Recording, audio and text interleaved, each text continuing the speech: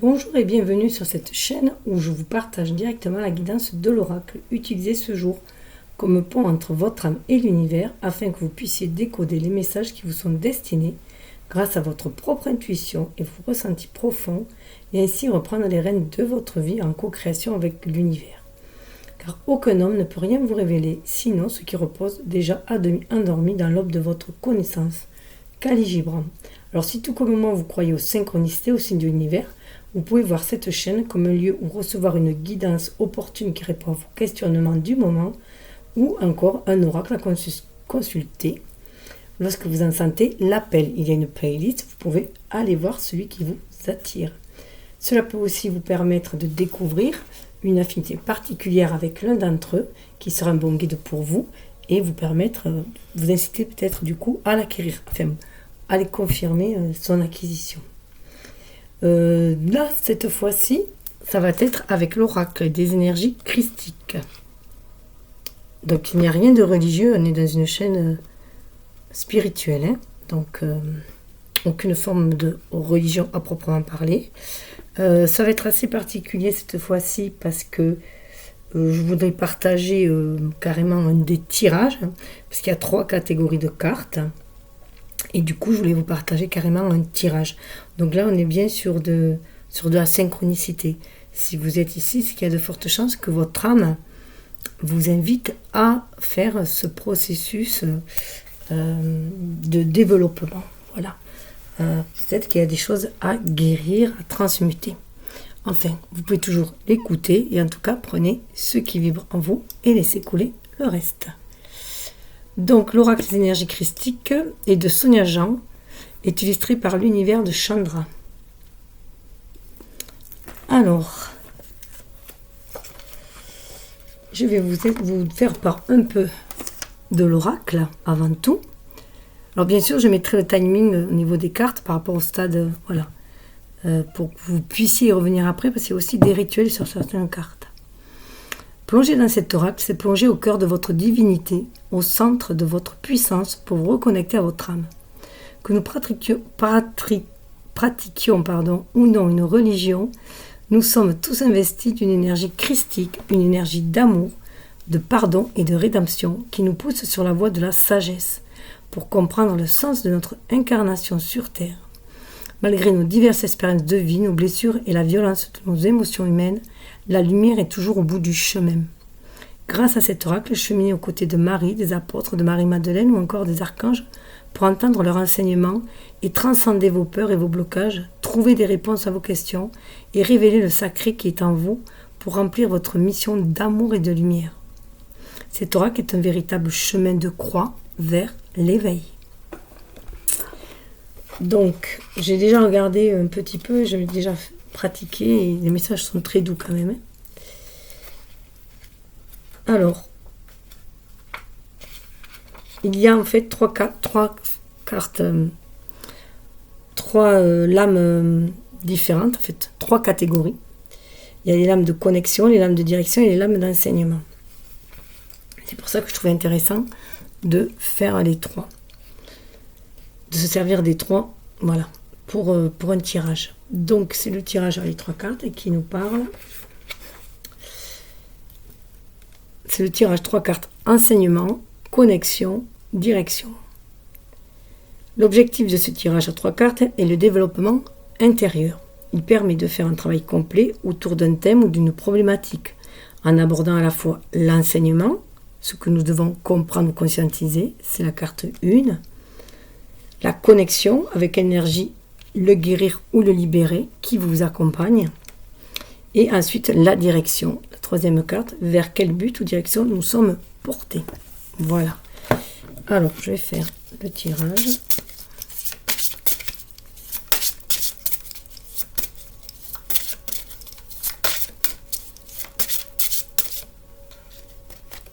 Oui, j'en ai bien une. Il peut y avoir de la colère sous-jacente. Hein.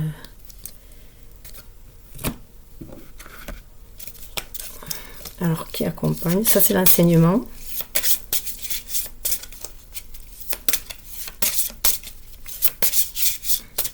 Énergie qui accompagne.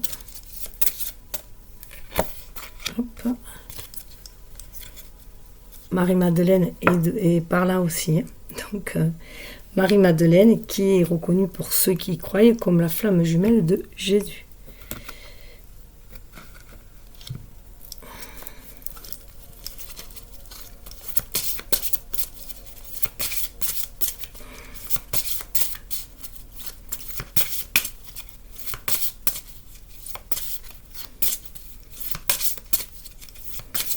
C'est peut-être intéressant de voir comme la prochaine étape, hein, les cartes de dessous peut-être. Je verrai si cela vous parle, vous me le dites. Je pourrais d'ici au moins 21 jours, puisqu'on met 21 jours pour intégrer de nouvelles données, si on peut dire, dans notre corps cellulaire. Voir le mois suivant si on fait avec les dessous de cartes, si cela vous dit.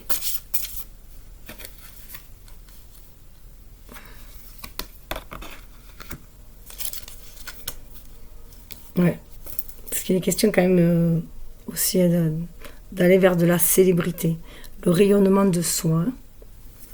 Mais il y a une autre étape d'abord à traverser pour aller là. Alors, hop. Là, on va se concentrer sur celle-ci. J'espère que vous les voyez. Hop là, il ne manque plus que je tombe là. Ma sélénite. Alors bien sûr, je suis accompagnée de Quartz Rose dans l'amour. Pour l'amour inconditionnel. De Célestine, hein. C'est une bonne connexion pour le monde angélique aussi. Le monde céleste. Et bien sûr la sélénite, qui nous permet aussi d'y voir plus clair l'énergie. Elle est reliée à la lune. On nous parle de la croix. 37. Ces cartes sont magnifiques. Alors, l'enseignement. Alors, il se peut que pour beaucoup, voilà, vous avez peut-être aussi l'impression d'avoir subi un sacré chemin de croix. Hein. Il se peut qu'il y ait eu des difficultés. Pas mal de difficultés et que vous arrivez à la fin du chemin, hein, à la croisée des chemins. Alors, je cherche la page. Est-ce qu'il y a un numéro 37? Passez vraiment au chemin de croix.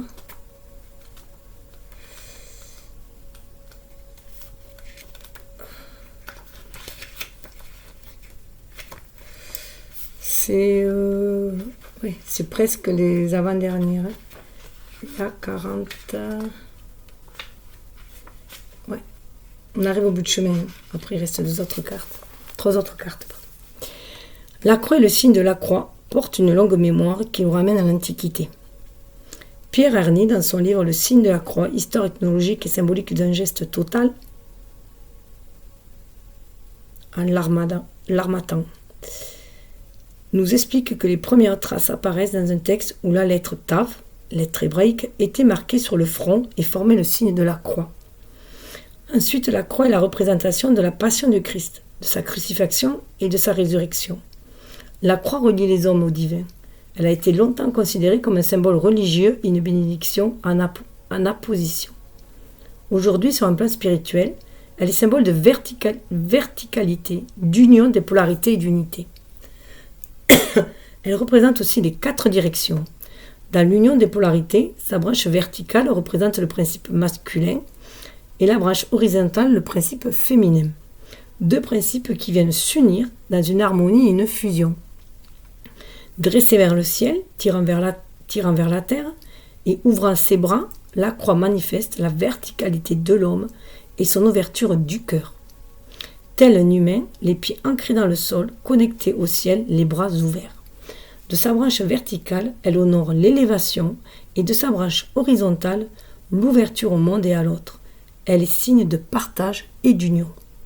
Son dessin symétrique rappelle aussi la notion d'effet miroir. De fait, tout est miroir. Notre monde extérieur n'est que le reflet de notre monde intérieur. Le message de la carte. Si cette carte apparaît dans votre tirage, elle vous invite à ouvrir vos bras à la vie et à l'autre. Elle vous rappelle que l'autre, c'est vous. Elle vous indique que vous avez fermé votre cœur, Certes, par peur de souffrir suite à des épreuves douloureuses et des expériences difficiles, vous êtes un être de lumière rempli d'amour dont la mission est de partager cet amour. Je vous disais, ça, c'est la fin des épreuves. Une ouverture de cœur qui est essentielle maintenant. C'est la lumière au bout du chemin, au bout du tunnel. L'ouverture du cœur est une étape importante dans le chemin spirituel et surtout l'un des plus difficiles. Elle permet l'amour de soi, l'amour des autres et l'amour de tout ce qui est. Dans le cas inverse, l'isolement, le rejet, le jugement de soi et l'autocritique vous accompagnent à chacun de vos pas. Avoir le cœur fermé ne signifie pas que vous êtes méchant, méchante, égoïste ou mauvais, mauvaise, juste que vous cachez votre lumière par peur que les personnes vous fassent souffrir. Vous n'exprimez pas vos sentiments, vos émotions et vous portez sur vous un jugement erroné. Donc la croix est lourde. Cette fermeture a pour source des blessures et blocages émotionnels comme l'humiliation, le rejet, l'abandon, mais aussi les mémoires de persécution ou de culpabilité. L'enseignement. Je vous invite à vous installer confortablement dans un endroit calme et isolé. La position assise est la plus adaptée à la connexion, mais vous pouvez vous allonger si vous vous sentez plus à l'aise ainsi. La seule difficulté est de ne pas vous endormir. Allumez votre bougie verte de préférence, symbole de votre flamme émeraude liée au chakra du cœur, Anahata, et au cœur. Fermez les yeux et faites 5 respirations profondes. Puis, concentrez-vous sur les battements de votre cœur. Essayez de les entendre et d'imaginer le mouvement de votre cœur sous l'inspiration et l'expiration, et sa pulsion sous chaque battement. Restez quelques minutes concentrés sur cette vision. Ensuite, imaginez cette flamme à l'intérieur de votre cœur. À l'inspiration, elle s'intensifie, et à l'expiration, elle se diffuse dans tout votre cœur. Visualisez votre cœur qui, à force de se remplir de lumière, se fend et s'ouvre doucement. Par cette fente, la lumière de votre flamme intérieure jaillit et se diffuse tout à l'intérieur de votre corps. Vous continuez à garder la visualisation en lien avec votre respiration. La lumière, toujours partant de votre cœur, va se déployer au-delà de votre cœur, tout autour de vous, autour de la pièce, autour de la maison, autour de votre ville et tout autour de la planète. Maintenez cette visualisation et ressentez cette vibration intense de l'ouverture du cœur et de l'amour qui irradie le monde. N'hésitez pas à faire ce rituel d'ouverture du cœur dès que vous en éprouvez le besoin. Superbe rituel. On devrait le faire chaque fois qu'on est angoissé. Alors, on va passer à l'énergie qui guide, qui accompagne. C'est Judas. Alors, il se peut qu'il y ait eu des blessures de trahison. L'initiateur.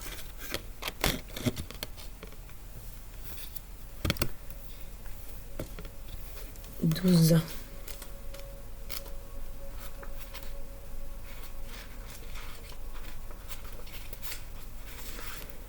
Judas est un personnage important, et malgré ce que nous pouvons en penser, et ce qui a été véhiculé pendant de nombreux siècles par la religion, il est un initiateur de la vie de Jésus, qui devient le Christ.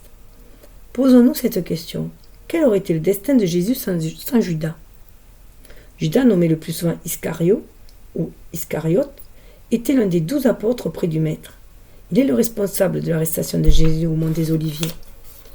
Selon les écrits des évangiles, pour quelques pièces d'or, il indique au grand prêtre où se trouve Jésus, afin qu'il puisse l'arrêter et le conduire devant Pilate. Selon l'évangile de Saint Jean, qui relate la scène de l'arrestation, il le traite, celui qui est porteur de la trahison.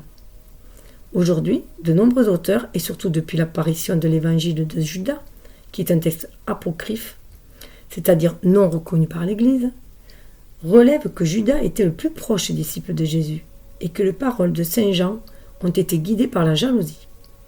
Cet évangile daterait du IIe siècle ou IIIe siècle après Jésus-Christ et a été découvert en 1970. Ces révélations sont puissantes puisqu'elles relatent des discussions entre Jésus et Judas qui s'ordonne sur l'organisation de son arrestation. Quelle que soit notre approche, Judas était nécessaire dans l'accomplissement de Jésus, aussi douloureux a été le moyen, la trahison aux yeux de tous. Sous un angle chimique, Judas est à Jésus ce que le dieu Seth est au dieu Osiris, celui qui va conduire à la mort pour renaître sur un autre plan, un initiateur de la résurrection, de l'élévation, dans ce qu'il y a de plus sublime et de plus divin. Jésus devient le Christ. C'est souvent de toute façon par les plus proches qu'on sent cette trahison. Alors le message de la carte. Si cette carte apparaît dans votre tirage, elle vous indique que vous êtes en phase initiatique ou qu'une phase initiatique de votre chemin approche. Seulement cette phase n'a pas le visage que vous attendiez et se manifeste au travers d'épreuves et d'événements difficiles. En effet, la vie nous initie parfois par l'obscurité. Elle nous pousse dans des sentiers que nous ne voulons pas arpenter. Pourtant, cela est nécessaire à notre évolution. Si vous êtes dans cette phase, la carte de Judas vous donne le courage nécessaire pour traverser cette période et vous rappeler que seules les épreuves que vous êtes capable de surmonter vous sont envoyées. Si ce n'est pas le cas, la carte de Judas vous avertit afin que vous puissiez vous préparer aux épreuves et vous rappelle que fuir n'aura pour effet que le report de l'initiation. Cette préparation peut se faire avec une routine spirituelle pour mieux gérer les émotions, de la méditation pour être plus concentré et à l'écoute de son corps par exemple. Vous pouvez aussi vous relier à l'énergie de Judas afin qu'il puisse vous aider dans cette épreuve, pour obtenir des informations ou visualiser cette terre noire et ainsi vous préparer à ce chemin initiatique. La connexion à Judas. Je vous invite à vous installer confortablement dans un endroit calme et isolé. Équipez-vous une bougie jaune, des cailloux, un encens pour purifier le lieu. Vous pouvez prendre de la sauge blanche, c'est ce qui marche aussi le mieux. Vous pouvez, si vous le souhaitez, mettre de la musique dès lors que vous choisissez une fréquence adaptée, comme 432 Hz, 726 Hz ou 369 Hz, ou des champs vibratoires. Installez-vous, purifiez votre lieu. Placez les cailloux de manière à tracer un chemin. Déposez-les un par un en plaçant le premier devant vous. Dessinez votre chemin avec les cailloux en laissant entre chaque caillou l'espace d'un pas, votre pied. Après avoir déposé le dernier caillou, placez la bougie jaune. Fermez les yeux. Faites 5 respirations profondes avec votre ventre. Ensuite, demandez à visualiser Judas. Laissez votre écran intérieur s'activer et venir à vous la représentation de Judas. Si aucune image n'apparaît, ce n'est pas grave, soyez juste à l'écoute de vos ressentis. Dès la connexion établie, remerciez Judas de sa présence. Ensuite, demandez-lui dans votre esprit de vous montrer votre chemin initiatique ou comment accompagner cette période initiatique que vous traversez. Après la demande formulée, ouvrez les yeux, levez-vous et faites un pas entre les premières pierres. Au fur et à mesure que vous marchez à votre rythme, visualisez le chemin intérieur. Si vous ressentez le besoin de stopper les pas pour vous concentrer sur la visualisation, prenez le temps nécessaire. Chaque pas représente une étape de votre chemin. À chaque pas, prenez le temps de ressentir. Vous allez avancer jusqu'à la bougie jaune. Lorsque vous y êtes, que le chemin a été parcouru intérieurement et que vous avez obtenu les informations, allumez la bougie. Cette bougie représente le feu de votre puissance intérieure. Vous la laisserez se consumer jusqu'à la fin. Votre chemin aussi tracé, visualisé, ainsi tracé, visualisé, vous avez les outils pour l'accompagner sereinement et en conscience. Alors nous allons passer à la direction. En tout cas, on est dans les mêmes couleurs, dans les mêmes énergies. Et même celle-là, alors qu'il y a des cartes bleues, violettes. Et là, on va un petit peu vers le violet, mais on est toujours un petit peu au fond de violet, là. On nous parle du féminin. On fait le cheminement vers notre féminin sacré.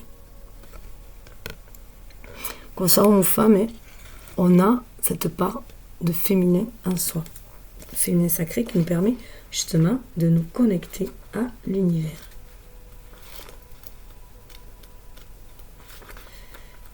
d'être dans le ressenti, d'être dans l'amour, dans l'écoute, la réceptivité.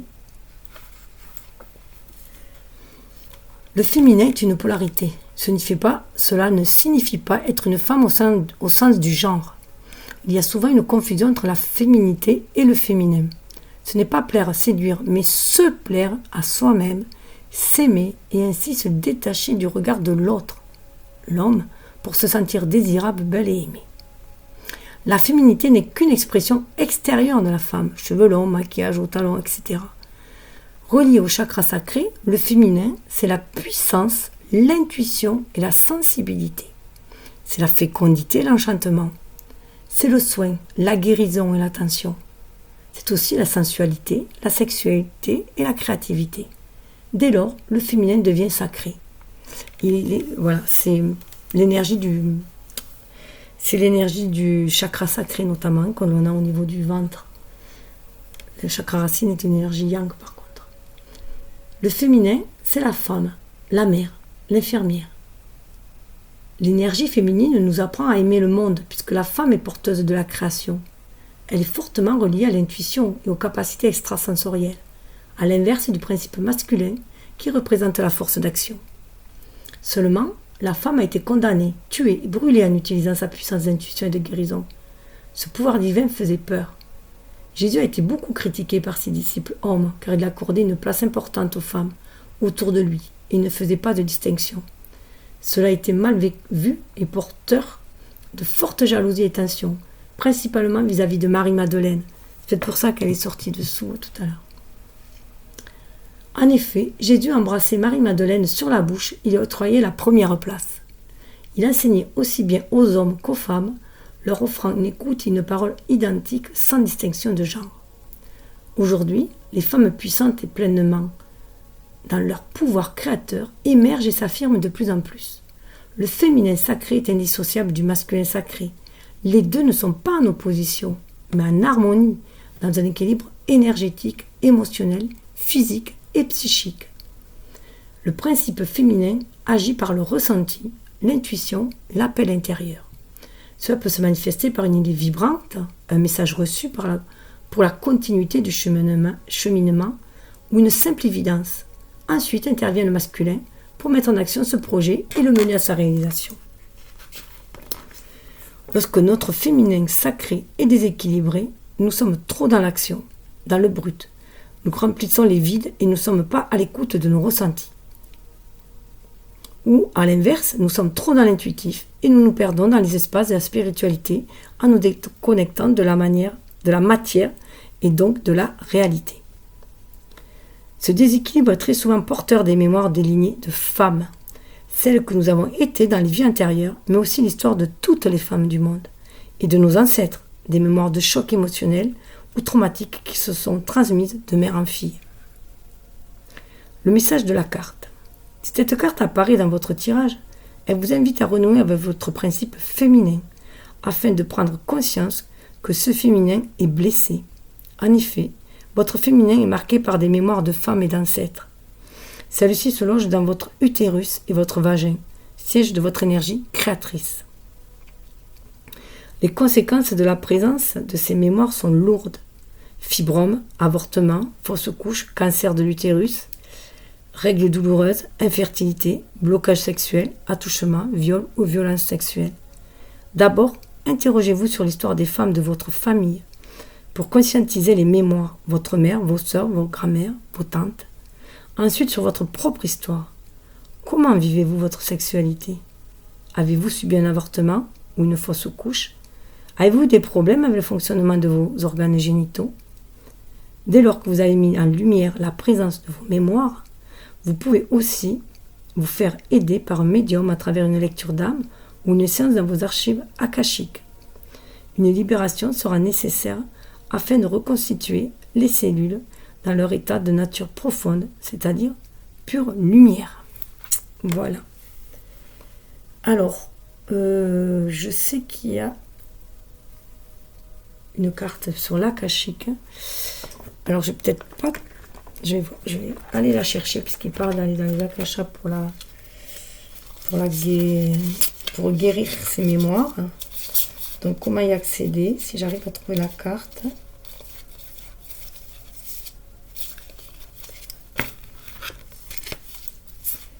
C'était pas prévu. Voilà. Mais tout à l'heure, quand j'ai brassé le jeu, elle est tombée. Donc, on en reparle là. Donc, je pense que c'est important d'en faire part. Voilà. Alors, 8. La mémoire de l'âme. Elle vient en complément. Hein, c'est une carte d'accompagnement.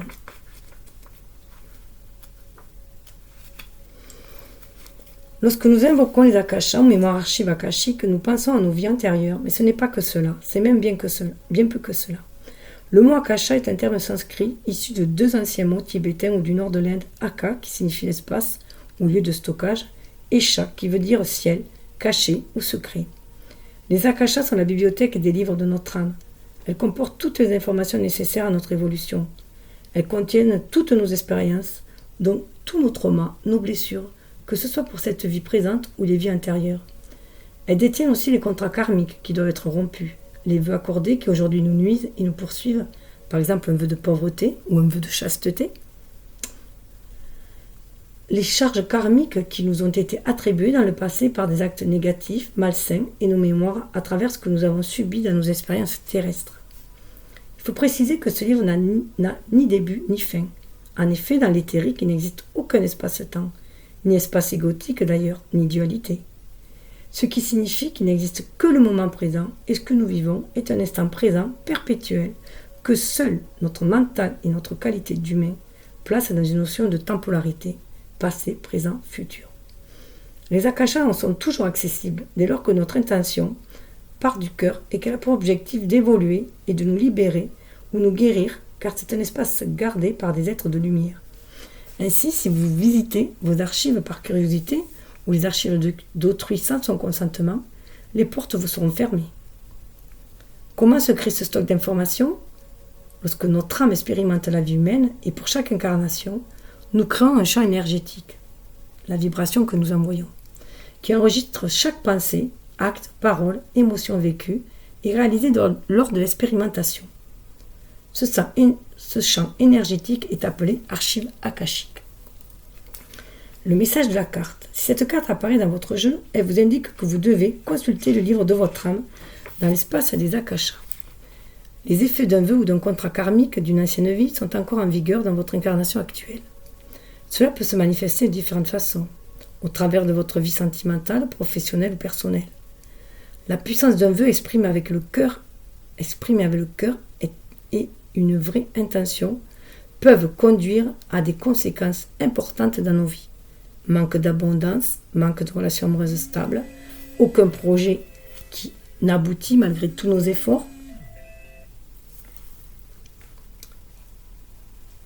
Cette connexion aux akashas va vous permettre d'entrer en contact avec les maîtres karma afin de leur demander quel vœu ou contrat conclu vous bloque dans votre incarnation actuelle. Ensuite, il sera nécessaire de procéder à une résiliation de contrat ou une rupture de vœu afin de vous libérer. La connexion aux akashas. Je vous invite à vous installer confortablement dans un endroit calme et isolé. La position assise est la plus adaptée à la connexion car il faut rester consciente. Une visite des archives akashiques n'est pas un voyage vibratoire ou une conscience modifiée. C'est un accès à une fréquence vibratoire sur laquelle on s'aligne un temps pour obtenir des informations. Équipez-vous.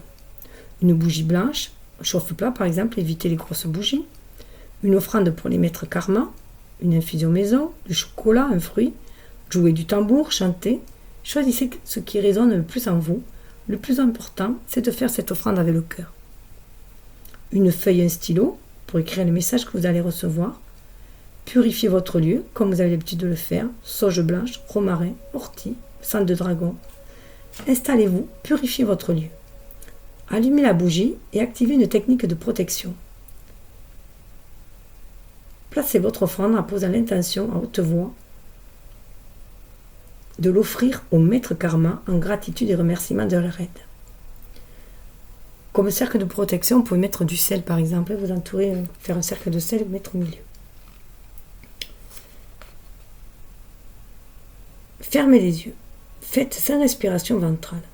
La respiration ventrale consiste à inspirer avec le ventre sur 4 secondes, à bloquer votre respiration 4 secondes et à expirer doucement d'un petit souffle avec la bouche sur 6 secondes. Ensuite, imaginez devant vous un escalier qui monte sans fin vers le ciel. À cet instant, posez l'intention dans votre esprit en vous adressant à votre conscience d'accéder à la fréquence des archives akashiques. Dès votre intention formulée, vous montez sur la première marche de l'escalier et entamez votre ascension. Vous montez aussi haut que vous pouvez en traversant le ciel, les nuages, l'atmosphère, à un rythme calme. En effet, pendant votre ascension, vous allez entendre un déclic ou ressentir un arrêt qui vous indiquera que vous êtes sur la fréquence. Cela peut s'exprimer différemment selon les personnes. Soyez attentifs, attentives, faites-vous confiance. Lorsque vous sentirez l'arrêt ou entendrez le déclic, remerciez les maîtres. Même si vous ne les voyez pas, ils sont là. Dans votre esprit, posez votre question concernant le vœu ou le contrat conclu.